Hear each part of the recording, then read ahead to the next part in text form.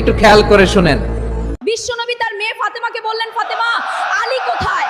ফাতেমা বলল, আপনার জামাই আলী আমার সাথে ঝগড়া করে বাইরে গেছে। বিশ্বনবীর চেহারাটা আগুনের গোলার মতো লাল হয়ে গেল।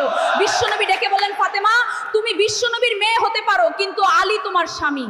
আলী যদি তোমার উপর নাখোশ থাকে, জান্নাতের দরজা তোমার জন্য খুলবে না। কোথায় গেছে আলী, কোথায়? বললেন যে মসজিদে নববীতে গেছে। বিশ্বনবী যেয়ে দেখলেন বালির উপরে আলী শুয়ে আছে। বিশ্বনবী মজা করে ডাক দিলেন, ইয়া আবা তুরাব, মানে হে বালির বাবা আলী, ওঠো। আলী উঠে না, রাগ করে আছে। বিশ্বনবী এদিক দিয়ে তাকায়, আলী ওই দিকে তাকায়। বিশ্বনবী যে বলেন, আলী রাগ করো না, ওঠো, তুমি আমার চাচাতো ভাই, আমার ঘরেই তো তুমি মানুষ হয়েছো। ঘাপটি মেরে হাতটা ধরে টান দিলেন। এরপর আলী উঠতে বাধ্য হলেন, ঘরে নিয়ে আসলেন। নিয়ে এসে বিশ্বনবী খাটের মাঝখানে শুলেন, ডান দিকে শোয়ালেন আলীকে, বাম দিকে শোয়ালেন ফাতেমাকে। এবার আপনি চিন্তা করেন, বিশ্বনবী নিজের মেয়ে ফাতেমাকে বলেন, তুমি বিশ্বনবীর মেয়ে হতে পারো, কিন্তু আলী তোমার স্বামী। আলী যদি তোমার উপর নাখোশ থাকে, জান্নাতে